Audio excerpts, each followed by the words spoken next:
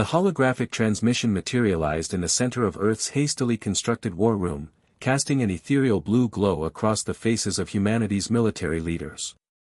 The alien figure was tall, crystalline, with what appeared to be multiple arms gesticulating in obvious distress. "Attention species designation, humans," the translator crackled to life. "This is High Arbiter Zyx Thalen of the Galactic Peacekeeping Council. We demand an immediate ceasefire." General Morrison looked around the room, then back at the alien hologram. "Ceasefire? What ceasefire? We haven't fired anything at you." The alien's crystalline form pulsed red. "Do not feign ignorance. Your species has launched an unprecedented assault across 17 star systems. The vegan empire is in ruins. The Centauri Federation has surrendered. Even the mighty Arcturian fleet has retreated to their home system in terror." Admiral Chen frowned. "I'm sorry, but I think there's been some mistake. The furthest we've sent any spacecraft is Mars, and that's just a research station." "Lies." Zyx Thalen's voice reached a frequency that made the humans wince. "Your entertainment transmissions have been broadcasting across the galaxy for over 70 of your Earth years. Every species that has encountered them has either fled in terror or submitted to your psychological dominance." The room fell silent. Dr. Sarah Kim, the xenolinguistics expert, cleared her throat tentatively. Entertainment transmissions? Your species' sophisticated warfare propaganda. Star Wars. Independence Day. Aliens. Predator. The Avengers. Each transmission more terrifying than the last, showing your species casually defeating beings far more advanced than yourselves. General Morrison's mouth fell open. Those are movies. Fiction. Entertainment. The alien's form flickered with what could only be described as panic. Fiction.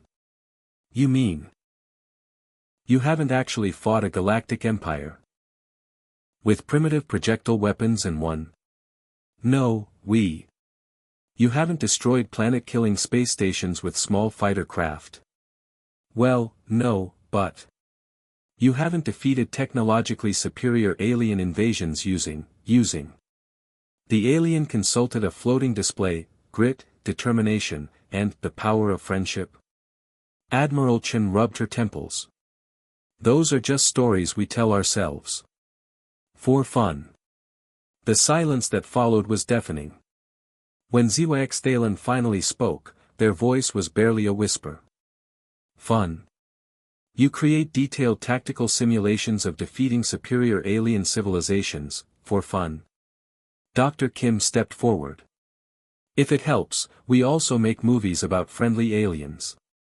E.T. Close Encounters, Arrival. Arrival. Zyx Thalen shrieked. The one where your species learns our language faster than our own children and then uses temporal manipulation to negotiate. That's the most terrifying one of all. President Williams, who had been quietly observing, finally spoke up. Look, we're clearly having a misunderstanding here. We're actually quite excited to meet other intelligent life. We've been hoping for peaceful first contact for decades. The alien's form began to stabilize, shifting from red to a cautious yellow. Peaceful. But your transmissions show your species defeating every alien threat with primitive technology and stubborn refusal to accept defeat. The vegan high command watched one called Pacific Rim, and immediately began construction of underground bunkers. General Morrison couldn't help himself. We haven't even figured out faster-than-light travel yet. What? The hologram flickered violently. You've been broadcasting psychological warfare across the galaxy and you're not even a spacefaring civilization yet.